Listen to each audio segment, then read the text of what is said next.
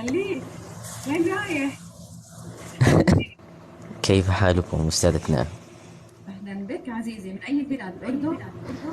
اليمن. اليمن. نعم.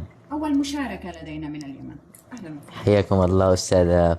طبعا أولا أنا معجب بمحتواك الجميل والنادر رغم الهراء الموجود في هذا العالم الأزرق، وأحييك على هذا المجهود. شكرا شكرا أستاذي. لدي طبعا مشاركة، ومغزى مشاركتي هو أن أسمع ملاحظاتك ورأيك أيضا. نص من كتابتك. نعم. طيب، أتمنى أن لا يكون النص طويلا. إن شاء الله. إن شاء الله، تفضل. طبعا عنوان القصيدة آه. هو: من أنا؟ مهم. خيال الليل يسكن في رؤاي، وخيل الصمت تصهل في دجايا، صراخ الآه يصخب في فؤادي، وكل الحزن يخلق من أسايا. سؤال كشر الأنياب نحوي، ويسألني بعنف: من أنايا؟ الله. يعاتبني يعاتبني ويضنيني بماذا، ويسأل من أنا ولم عنايا.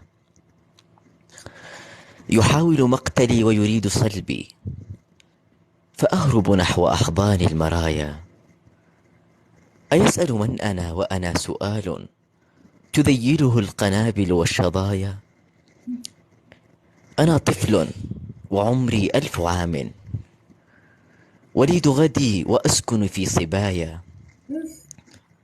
أفتش داخلي عني فأحبو إلى أمسي، ولا ألقى خطايا. ما عليك. أنا جفن ضناه الدمع نعيا، أنا الطوفان يعبر في حشايا. أنا الموؤود في رمس الأماني، أنا حلم تغازله المنايا. أنا ابن الريح والأمطار أمي، وخلف الغيم تمطرني الحكايا. أنا وطن تؤرقه دموع، جفاف الأرض يسقى من بكايا. أنا لون سماوي حرون، أكابر أن أعيش بلا سمايا.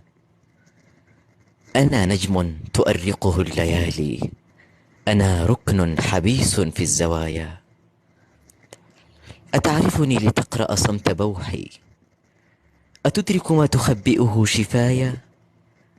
أنا عني فقيد لم أجدني، وتحملني كما طفل يدايا. أواري داخلي أوجاع قومي، وأحمل فوق أكتاف الضحايا. خفافيش المساء تنال صبحا، وصبحي مات حزنا في مسايا. وصبحي مات حزنا في مسايا. بسلامتكم. الله. الله. الله.